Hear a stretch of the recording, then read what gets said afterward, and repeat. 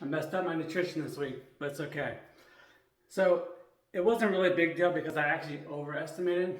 I put in the wrong chicken in my tracker that I use, and I put in a grilled chicken that probably is more aligned with dark meat chicken.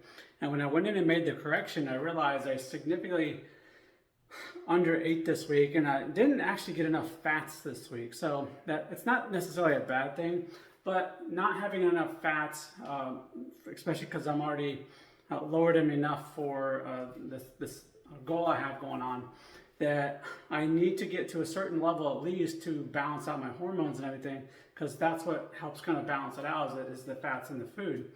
Now, it wasn't a huge deal because it wasn't so far down that it was detrimental, and it wasn't for so long that, again, turned out to be detrimental.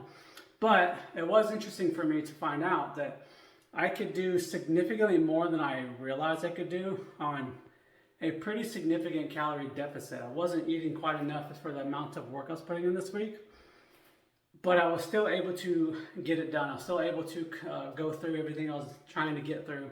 I was still able to get decent sleep.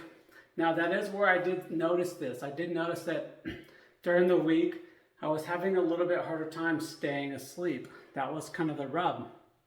And last night, once I realized it, I corrected it. I went ahead and ate a little bit more to get my numbers where they needed to be last night, and I slept through the night again. So that is an indicator for me now to know that, hey, if I'm waking up multiple times during the night, I may have to reevaluate how much I'm intaking and have I taken enough, especially over the last couple of days, because that might be the indicator for me suggesting that I haven't eaten quite enough for the amounts of activity I'm doing.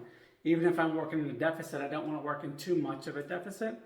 And that, again, says something I have to start paying attention to, which was very good for me to notice, especially since next weekend is my big Spartan race I'm doing. So understanding that how much I can push through and with that little amount of food really helps me settle in for that and kind of gives me an idea of what I can expect my body to feel and go through in those moments, and know where I can push and where I need to maybe slow down for a second. So anyway, hope that helps. And again, if you want to discuss any of this stuff, reach out. Let's have that conversation.